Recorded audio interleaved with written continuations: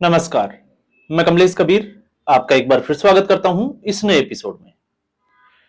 सबसे पहले गणतंत्र दिवस की सभी को शुभकामनाएं। और जब हम गणतंत्र दिवस की बात करते हैं या फिर भारत में लोकतंत्र की बात करते हैं तो इस दुनिया का सबसे खूबसूरत लोकतंत्र। और खूबसूरत इसलिए क्योंकि लोकतंत्र की अहमियत कब समझ में आती है?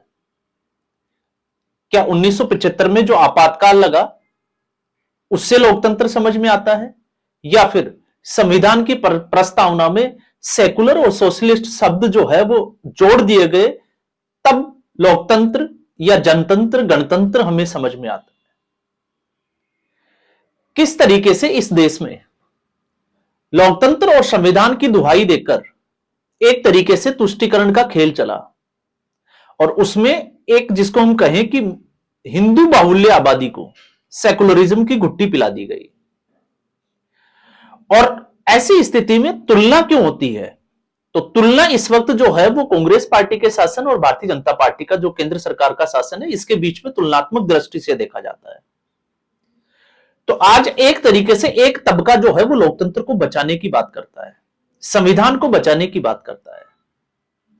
और इसी से लोकतंत्र की, संविधान की, या हम कहें कि गणतंत्र की अहमियत बढ़ जाती है। और अहमियत इसलिए बढ़ जाती है कि एक वक्त था कि किसी भी राज्य की सरकार केंद्र सरकार के खिलाफ एक शब्द तक नहीं बोल सकती थी, क्योंकि केंद्र सरकार जब चाहे तब उस राज्य की सरकार को गिराने का मादा रखती थी या राष्ट्रपति शासन लगा देती थी।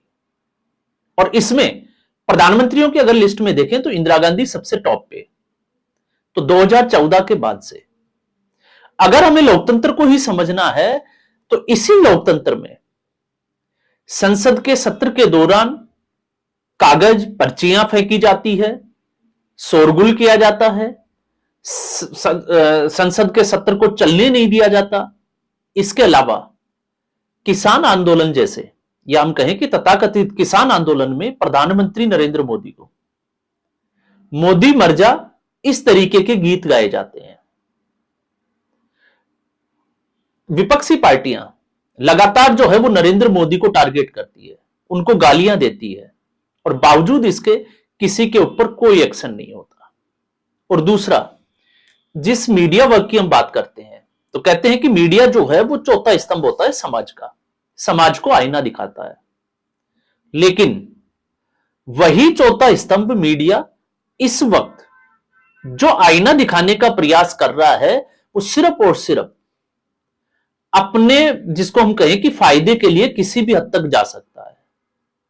अब आप सोचकर देखिए कि मीडिया का एक वर्ग जो सुबह से शाम तक नरेंद्र मोदी और अमित शाह को गाली देता हो, लगातार जो है वो झूठ फैलाता हो, या फिर सांप्रदायिक वैमनस्य बढ़ाने वाले इस तरीके की जो है वो डिबेट्स कराता हो, लेकिन वो किस तरीके से फल फूल रहे हैं आप देख रहे हो।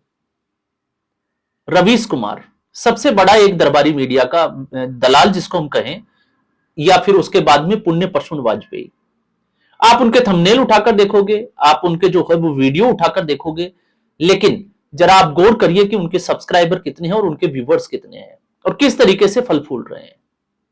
अब क्या वो इसी तरीके से, क्योंकि आज की अगर हम कांग्रेस पार्टी जो संविधान और लोकतंत्र की आड़ में परिवार को बचाने की बात करती है, उसमें अगर हम देखते हैं तो कांग्रेस पार्टी के खुद के नेता ये कहते हैं कि राहुल गांधी जिस तरीके से कांग्रेसियों को ही या कांग्रेस के नेताओं से असहज स्थिति में आते हैं और जिनको लगता है कि वो गांधी परिवार के खिलाफ या उनको राय देता है, वो उसी को कांग्रेस पार्टी से उठाकर बाहर कर देते हैं। तो आप सोच के देखिए, लोकतंत्र मजबूत है या फिर लोकतंत्र कमजोर हुआ है। और इसलिए आगे की जो हमारी कड़ी थी, मेन जो मुद्दा था वो था योगी आदित्यनाथ को लेकर। एक तरीके से एक बार फिर जो है वो योगी आदित्यनाथ के नाम की जो है वो चर्चा राजनीतिक गलियारों में तो फिलहाल जो है वो जोरों शोरों से चल रही। कारण जो है वो एक उत्तर प्रदेश में राज्य सरकार कैबिनेट स्तर पर बदलाव करना चाह रही है या उसका विस्तार करना चाह रही है। क्योंकि अगर चुनावों को देखें तो 2026 एक साल जो है वो ये पड़ा है, और उसके बाद में उत्तर प्रदेश में चुनाव होने वाले हैं। अब योगी आदित्यनाथ की चर्चा क्यों?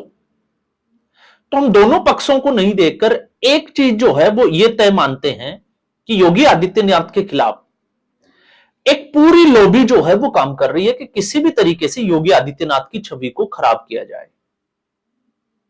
और इस वक्त उत्तर प्रदेश में वो साफ तौर से दिखाई दे रहा है। तो उत्तर प्रदेश में अगर आप देखोगे तो 2017 केशव प्रसाद मौर्य, मुझे लगता है कि कोई भी व्यक्ति उस नाम को नहीं भूल सकता। तो केशव प्रसाद मौर्य, और फिर अचानक से भारतीय जनता पार्टी सीटें जीतती है और मुख्यमंत्री बना दिया जाता है योगी आदित्यनाथ को। तो चैलेंज क्या होता है? चैलेंज यह होता है कि जहां पर एक ऐसा राज्य जो आबादी के घनत्व के हिसाब से सबसे बड़ा राज्य, स्थिति ऐसी कि कानून व्यवस्था जो है वो बिल्कुल चरमरा जाए, ऐसे स्टेट की जिम्मेवारी एक ऐसे व्यक्ति को जो एक तरीके से हम कहें कि सामाजिक जीवन से, पारिवारिक या गृहस्थ जीवन से दूर एक संत और साधु की भूमिका में। लेकिन उसके बाद जो देश ने देखा वो ये देखा कि योगी आदित्यनाथ ने एक तरीके से माफिया की कमर तोड़ दी। और उत्तर प्रदेश में कम से कम हम कह सकते हैं कि लॉ एंड ऑर्डर की स्थिति इतनी मजबूत कर दी कि बड़े बड़े माफिया जो है वो या तो उत्तर प्रदेश छोड़कर चले गए या फिर वो तख्तियां लटकाकर गले में थाने में जा पहुंचे कि कहीं उनका एनकाउंटर ना हो जाए। तो किसको उम्मीद थी कि योगी आदित्यनाथ सरकार रिपीट कर पाएंगे? लेकिन उत्तर प्रदेश की जनता को यह लगा कि योगी आदित्यनाथ से अच्छा उनको कोई मुख्यमंत्री मिल नहीं सकता। और नतीजा यह हुआ कि 2022 में उत्तर प्रदेश भारतीय जनता पार्टी, या हम कहें कि योगी आदित्यनाथ एक बार फिर रिपीट करके गए, जो इतिहास में अद्भुत हम कह सकते हैं कि भारतीय जनता पार्टी के उत्तर प्रदेश के इतिहास में तो कम से कम यह अलग जो है वो तरीके की राजनीति थी। अब 2027 में चुनाव है, अब चुनौती उससे ज्यादा बड़ी है योगी आदित्यनाथ की, क्योंकि योगी आदित्यनाथ को यह तो तय है कि इस वक्त दो मोर्चों पर अपनी लड़ाई लड़नी है। एक विपक्ष, तो विपक्ष का काम होता है किसी भी तरीके से सत्ता पक्ष की छवि को धूमिल किया जाए, फिर वो कोई भी पार्टी हो, चाहे भारतीय जनता पार्टी हो, कांग्रेस पार्टी हो, समाजवादी हो या फिर शिवसेना हो। तो कांग्रेस पार्टी क्या कर रही है वो समझ में आता है, समाजवादी पार्टी क्या कर रही है वो भी समझ में आता है। तो अगर हमें समाजवादी पार्टी और कांग्रेस पार्टी क्या कर रही है तो हमें समझना पड़ेगा महाकुंभ के बाद में योगी आदित्यनाथ की छवि जिस तरीके की बनी, उस छवि को खराब करने के लिए, क्योंकि योगी आदित्यनाथ को आप लॉ एंड ऑर्डर की स्थिति में और भ्रष्टाचार की स्थिति में सीधे तौर पर कोई जोड़ नहीं सकता। क्योंकि जो व्यक्ति 300 से 400 रुपए का, जिस तरीके से कहें कि पोशाक पहनने वाला व्यक्ति, और दूसरा जिसके आगे पीछे कोई नहीं हो, किसी से कोई लाग लपेट नहीं, तो उस व्यक्ति के ऊपर आप भ्रष्टाचार के आरोप नहीं लगा सकते। और जहां हम माफिया राज की या लॉ एंड ऑर्डर की बात करते हैं तो अतीक अहमद, मुख्तार अंसारी, आजम खान, तो आजम खान तो अभी है, लेकिन विकास दुबे, ऐसे लोग जो है वो निपटते चले गए। तो एक तरीके से योगी आदित्यनाथ ने जो छवि बनाई, उस छवि को किस तरीके से डेंट पहुंचाया जाए, और यह चुनौती बनी विपक्ष के लिए भी और भारतीय जनता पार्टी के कुछ नेताओं के लिए भी। अब इसका जिक्र इसलिए आया क्योंकि इस वक्त एसआईआर की प्रक्रिया पूरी हुई, और एसआईआर में जिस तरीके से उत्तर प्रदेश के शहरी जिलों में सबसे ज्यादा जो है वो वोटरों के नाम कटे, और ऐसा अनुमान लगाया जाता है कि शहरी जो इलाके होते हैं वहां पर भारतीय जनता पार्टी मजबूत होती है बजाय ग्रामीण इलाकों के। तो सवाल उठता है, और योगी आदित्यनाथ की वो चिंता भी, कि आपको अब जो है वो घरों से बाहर निकलना चाहिए। तो ये किस तरीके की रणनीति का हिस्सा है? तो आप याद करिए 2024 का लोकसभा चुनाव, हालांकि चुनाव जो है वो केंद्र सरकार के लिए था, लेकिन एक तरीके से योगी आदित्यनाथ की छवि को खराब करने के लिए कुछ नेता इसलिए बाहर नहीं निकले क्योंकि अगर ऐसा होगा तो योगी आदित्यनाथ और ज्यादा मजबूत हो जाएंगे। और उसी वक्त आपने यह भी देखा कि भारतीय जनता पार्टी संगठन, सरकार और आरएसएस, ये तीनों जो है वो अलग अलग रास्ते चल रहे थे। बार बार जो है वो खींचतान की खबरें भी आ रही थी, और उसका नुकसान भारतीय जनता पार्टी को हुआ। और समाजवादी पार्टी और कांग्रेस पार्टी की जो रणनीति थी पीडीए, संविधान के बदलाव की, बदलने की या आरक्षण की, वो कामयाब हुई, और योगी आदित्यनाथ एक बार जो है वो कमजोर साबित हुए 2017 के बाद पहली बार। लेकिन योगी आदित्यनाथ, अगर इस नाम को अगर हम देखें तो अगले ही कुछ दिनों में क्योंकि हरियाणा का विधानसभा चुनाव था और उससे पहले भारतीय जनता पार्टी की सीटें जिस तरीके से लोकसभा के चुनाव में कमजोर हुई, तो लगा कि अब भारतीय जनता पार्टी का डाउनफॉल आएगा। लेकिन योगी आदित्यनाथ ने सरसंघचालक मोहन भागवत के साथ आगरा में एक जो है वो मंच पे जिस तरीके से बटोगे तो कटोगे का नारा दिया और एक बार फिर जो है वो योगी आदित्यनाथ की जिस तरीके से कहें कि कट्टर हिंदुत्व की जो छवि थी, पूरी लहर जो है वो पूरे देश में फैल गई। और उसके बाद जो स्थिति बनी है, आज स्थिति यह है कि योगी आदित्यनाथ बीएमसी के चुनाव में देवेंद्र फडणवीस ने भी रिकमेंडेशन भेजा कि योगी आदित्यनाथ को प्रचार के लिए बुलाया जाए। हालांकि नहीं भेजा, इसके लिए भी जो है वो सबके अलग अलग आकलन है, लेकिन सच्चाई यह है कि राष्ट्रीय नेतृत्व में भारतीय जनता पार्टी की तरफ से कोई भी बड़ा नेता बीएमसी या नगर जो निकाय के चुनाव थे उनमें गया नहीं। तो योगी आदित्यनाथ को भी नहीं भेजा गया, लेकिन सवाल यह था कि उनको बुलाया गया।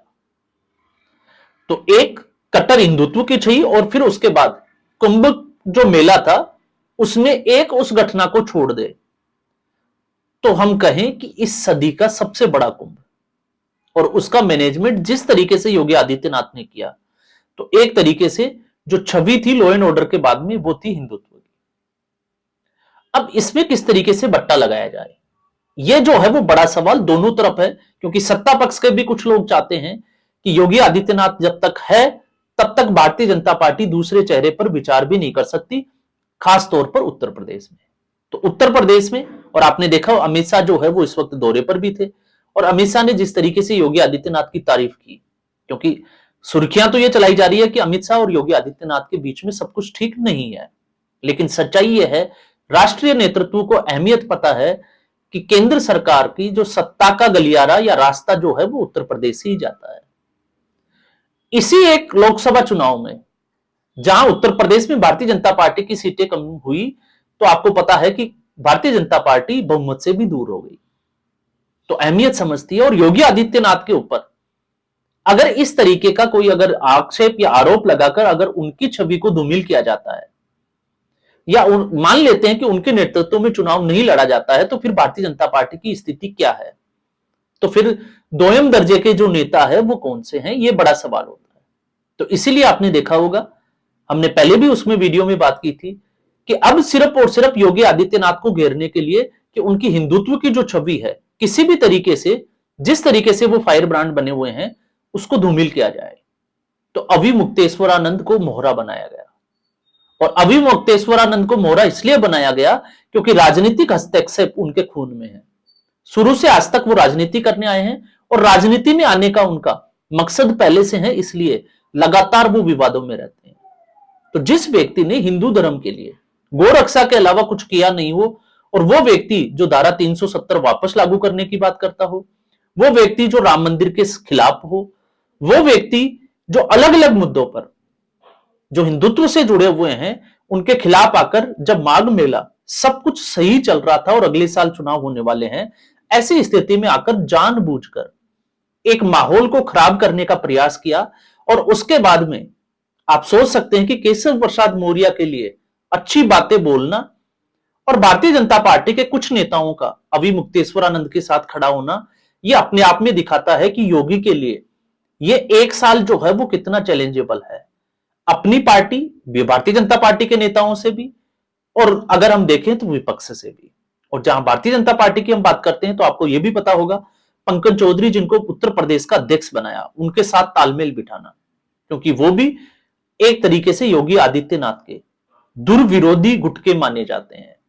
और पिछले दिनों आपको पता ही होगा, विधानसभा का जब सत्र चल रहा था तो किस तरीके से एक भोज के जरिए एक मैसेज देने का प्रयास किया गया था, जिसमें सत्ता पक्ष और विपक्ष के विधायक एक साथ बैठे हुए एक घर में जो है वो नजर आए। और वो सारे के सारे करने वाले कौन थे? भारतीय ही जनता पार्टी के कुछ विधायक। तो कुल मिलाकर अगर हम देखते हैं तो एक योगी आदित्यनाथ की छवि को धूमिल करके योगी आदित्यनाथ को कमजोर कैसे किया जा सके, ये सारे प्रयास, सारे हथकंडे जो है वो उत्तर प्रदेश में दिखाई दे रहे हैं। और इसीलिए आने वाले एक साल में उत्तर प्रदेश में योगी आदित्यनाथ के लिए जो है वो बहुत महत्वपूर्ण होने वाले हैं। तो आज के एपिसोड में बस इतना ही। उम्मीद करूंगा वीडियो एपिसोड आपको पसंद आया होगा। वीडियो को लाइक करें, शेयर करें, चैनल जरूर सब्सक्राइब करें। धन्यवाद।